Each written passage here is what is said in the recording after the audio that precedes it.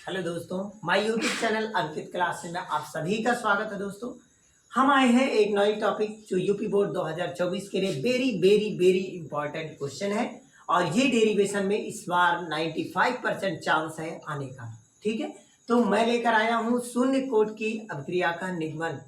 या आपसे इस तरह से क्वेश्चन आ जाए कि शून्य कोट की अभिक्रिया का व्यंजक प्राप्त कीजिए या शून्य कोट की अभिक्रिया का संबंध स्थापित कीजिए, तो आप इसी प्रकार से लॉन्ग में सॉल्व करेंगे जो 3 या 5 नंबर में आपको मिल सकता है। ठीक है, तो चलिए हम देखते हैं कैसे शून्य कोट की अभिक्रिया को सॉल्व करते हैं।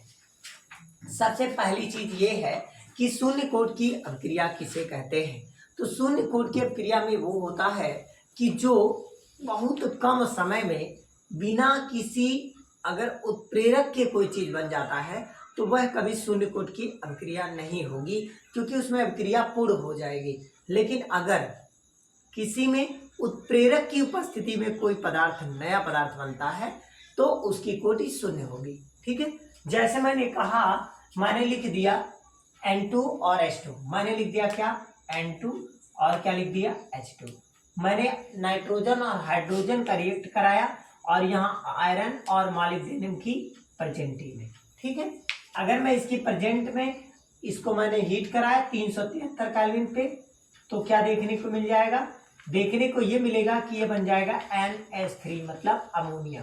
ठीक, अब ये बैलेंस कर लीजिए, 2 बार नाइट्रोजन 2 बार नाइट्रोजन, 2 तो यहाँ 6 बार हाइड्रोजन, यहाँ 3 कर लीजिए, 3 दूनी 6 बार हाइड्रोजन, ये बैलेंस हो गया। लेकिन अगर हम इनकी बात करें कोट की, तो इनकी कोट क्या आप बताएंगे, शून्य बताएंगे। क्यों शून्य बताएंगे, क्योंकि इसमें उत्प्रेरक लगा हुआ है और जब किसी में कैटालाइज्ड होता है तो उसकी कोटि शून्य होती है। ठीक है, तो हम लोग आते हैं कि इसको प्रूफ कैसे करेंगे। अच्छा, जब अभिक्रिया शुरू नहीं हुई होगी तब मान लो रिएक्टेंट क्या रहा होगा। पहले रिएक्टेंट अगर समझिए ए है, ठीक, पहले कोई ए है और ए से क्या बना है, प्रोडक्ट बना है। तो हम अगर ए का लिखेंगे अभिक्रिया का वेग नियम, तो वेग नियम के अकॉर्डिंग क्या लिखेंगे, इसको हम लिखेंगे आर बराबर लिखेंगे माइनस, अब अभिकारक की सांद्रता में परिवर्तन, तो अभिकारक की सांद्रता ए है में परिवर्तन की दर को मतलब dt को हम लोग क्या कहते हैं, अभिक्रिया का वेग नियम या वेग दर या अभिक्रिया की दर कहते हैं। ठीक है, अब आप सभी को पता है कि अगर मैं इसको वेग नियम के आधार पे लिखूं, किसके नियम के आधार पे, वेग नियम या द्रव्य अनुपातिक के नियम अनुसार, तो R डिपेंड करता है किस पे, A की प्रारंभिक सांद्रता पर। अगर अभिकारक की सांद्रता पर निर्भर करेगा तो यही चीज लिखेंगे, ए क्या है, अभिकारक है, और ये क्या है, अभिकारक की सांद्रता है।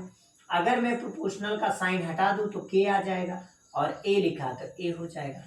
लेकिन ए पर क्या होगा, कोटि शून्य होगी, ए पर कोटि क्या होगी, शून्य होगी, क्योंकि शून्य कोटि की अभिक्रिया है। ठीक है ना, अब देखिए शून्य कोटि की अभिक्रिया कहते किसको है, कि जब अभिकारक की सांद्रता पर घातें शून्य होती हैं तो उसे हम शून्य कोटि की अभिक्रिया कहते हैं। ठीक है, तो जब हम लोग ए नॉट किसी पर अगर ए नॉट पे यहाँ पर 0 आ जाए पावर तो उसकी वैल्यू 1 हो जाती है, तो इसकी कहानी खत्म। तो क्या बचेगा, k is equal to R. ठीक, अब क्या करेंगे आप, अब आप कहेंगे कि जो k है उसके प्लेस पर मैं r के प्लेस पर ये पुट कर सकता हूं, तो क्या हो जाएगा माइनस d और a की सांद्रता और बटे में dt मतलब की दर। अब हम लोग क्रॉस मल्टीप्लाई, इसके नीचे एक होता क्रॉस मल्टीप्लाई करेंगे तो माइनस डी ऑफ ए की सांद्रता और के का dt में गुणा हो जाएगा तो के डॉट में dt। अब दोनों पक्षों में हम लोग क्या लगाएंगे, समाकलन, तो दोनों पक्षों में समाकलन लेने पर, जब दोनों पक्षों में हम लोग समाकलन लेंगे तो क्या हो जाएगा, यहां भी इंटीग्रेशन लगेगा माइनस डी ए ऑफ ए की सांद्रता और यहां भी समाकलन लगेगा, क्या लगेगा, के डॉट में dt। अब मैं थोड़ा सा इसको रफ कर दे रहा हूं, ठीक है, आप लोग इसको स्क्रीनशॉट ले सकते हैं जिससे स्पेस हो जाए। अब यहाँ पर हम लोग आते हैं कैसे इसको सॉल्व करेंगे, माइनस आ जाएगा आगे, यहाँ पर बचेगा डी से ये फिनिश हो जाएगा, बचेगा क्या, ए नॉट, तो हम लोग क्या लिखेंगे, ए नॉट। क्लियर, अब यहाँ पर क्या है, इज इक्वल टू लगाइए, के डॉट में dt है तो k और d से कैंसिल हो जाएगा तो बचेगा t और एक कांस्टेंट आ जाएगा जिसका नाम c है। अब कोई पूछे c क्या है, तो सी को कहते हैं समाकलन नियतांक, या समाकलन स्थिरांक कहिए और चाहे समाकलन नियतांक कहिए। ठीक है, तो हम लोग इसको क्या कर सकते हैं, अगर मैं इसी को बना लूं समीकरण नंबर 1 और प्रारंभिक सांद्रता पर देखूं, तो जब रिएक्शन शुरू नहीं रहा होगा, जब रिएक्शन शुरू नहीं हुआ होगा, तब तो इसकी प्रारंभिक सांद्रता जो थी ये क्या थी, पहले 100% थी, तो 100% को हम लोग ए मान लेते हैं। तब ये कुछ नहीं बना, प्रोडक्ट बना ही नहीं है। जैसे आपके पास कोई मटेरियल है, आप जब प्रोडक्ट बनाए ही नहीं तो आपका तो जितना लगाए उतना सेव का सेव है ना। अगर 100 ग्राम रखे हैं तो 100 ग्राम पूरा है, और जब बन गया होता तो 100 ग्राम में से कुछ खर्च होता। तो चलिए अब हम लोग बात करेंगे अंतिम सांद्रता। जब इसमें से कुछ यूज हो जाएगा, मतलब कुछ परसेंट यहाँ जब बन जाएगा, मान लो x% बन गया, अगर x प्रोडक्ट बन गया है तो a में से x को घटाना पड़ेगा, क्योंकि अभिकारक की सांद्रता में कमी हो जाएगी, तो a-x कर देंगे। ठीक है, चलिए अब आगे बढ़ते हैं। तो प्रारंभिक सांद्रता की अगर हम बात करें, किसकी, प्रारंभिक सांद्रता पर, तो प्रारंभिक सांद्रता पर t की वैल्यू 0 के बराबर होती है, और जो प्रारंभिक जो अंतिम सांद्रता a है वो प्रारंभिक सांद्रता क्या हो जाती है, a0 हो जाती है, क्योंकि जब t 0 है, समय कुछ नहीं था, तो उसकी सांद्रता प्रारंभिक थी। ठीक है, अब यहाँ पर पुट कर लीजिए, तो माइनस जहाँ a है वहां क्या हो जाएगा, a0, मतलब a की प्रारंभिक सांद्रता, बोले तो a की प्रारंभिक सांद्रता इज इक्वल टू k, और t के प्लेस पर 0 प्लस में c। अब हम लोग इसे सॉल्व करें, k का 0 में गुणा करेंगे तो 0 हो जाएगा, c बचेगा, तो c बराबर बोलो क्या आ गया, माइनस a की प्रारंभिक सांद्रता। अब इसको हम लोग बना लेंगे समीकरण नंबर 2। अब समीकरण 2 का मान समीकरण 1 में रखेंगे। समीकरण 2 का मान समीकरण कहाँ रखने पर, 1 में रखने पर, समीकरण 1 में रखने पर। अब समीकरण 1 में रखिए तो क्या हो जाएगा, a की अंतिम सांद्रता इज इक्वल टू क्या लिखा है, at, और प्लस लगा है तो प्लस माइनस क्या हो जाएगा, माइनस, और c के दर पे क्या लिखेंगे, a की प्रारंभिक सांद्रता। अब इसको इधर ले आइए, दूसरी तरफ लाएंगे तो a किस में हो जाएगा, a की प्रारंभिक सांद्रता प्लस में, और यहाँ माइनस में है ही है, a की अंतिम सांद्रता इज इक्वल टू बचा कौन, kT। अगर हम लोग इसमें किसी को भी रोक लेंगे, लेट कर लीजिए, मैं इसको रफ कर दे रहा हूँ। ठीक है, अगर मैं इसको रफ कर दिया तो यहाँ पर क्या बना, ध्यान दीजिएगा थोड़ा सा। अगर मैं t को रोकता हूँ या फिर k को रोक, किसी को भी रोक सकता हूँ। अगर मैं मान लीजिए k को रोकता हूँ, k क्या है, वेग स्थिरांक है। अगर मैं k को रोकूंगा तो ये t जाएगा नीचे, तो ये हो जाएगा 1/t, और यहाँ पर क्या बन जाएगा, यहाँ पर बन जाएगा a की प्रारंभिक सांद्रता, और बन जाएगा माइनस a की अंतिम सांद्रता। क्लियर। अब हम लोग यहाँ से वैल्यू पुट कर लेंगे, ये तो आ गया समीकरण, लेकिन वैल्यू पुट कर लीजिए तो क्या बनेगा, k बराबर 1/t, और यहाँ पर वैल्यू क्या पुट करेंगे, a की, a0 मतलब प्रारंभिक सांद्रता, प्रारंभिक सांद्रता a है, और अंतिम सांद्रता कितनी, a-x।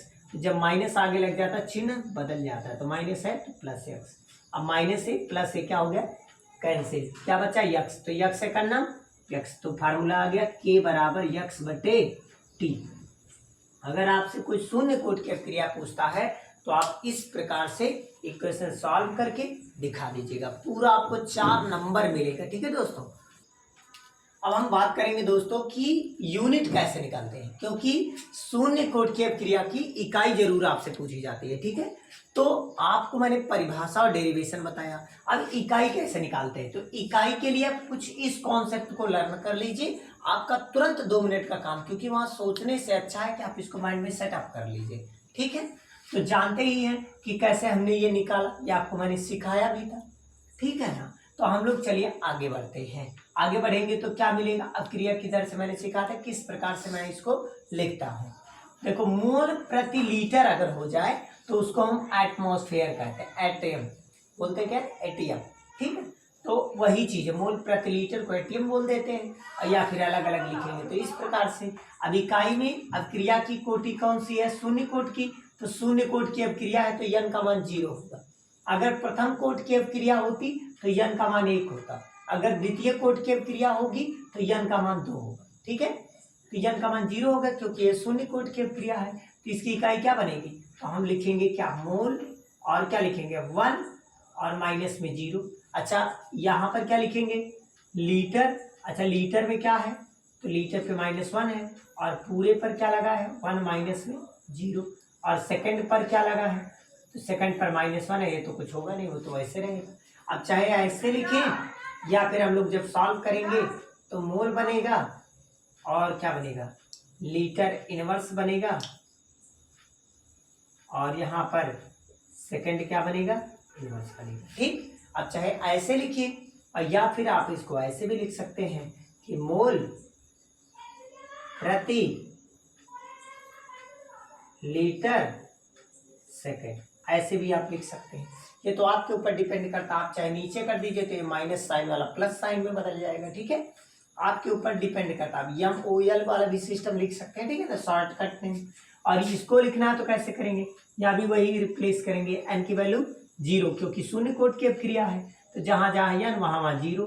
तो ATM और पावर कितना 1 माइनस n के प्लेस पर 0, और सेकंड पे -1 है, वैसे रहेगा।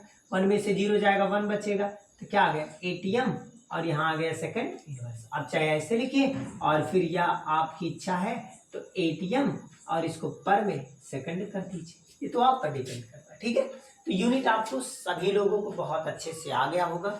इस वीडियो को ज़्यादा से ज़्यादा शेयर, लाइक, सब्सक्राइब, अपने दोस्तों के पास पढ़ने वाले कोई रिलेशन में हो तो उनके पास अवश्य शेयर करें, और इस वीडियो को बहुत सारा सब्सक्राइब और कमेंट में आंसर दें, जिससे हमारे और भी मोटिवेशन मिले, इस प्रकार की कई वीडियो आपके सामने लाएं। ठीक है।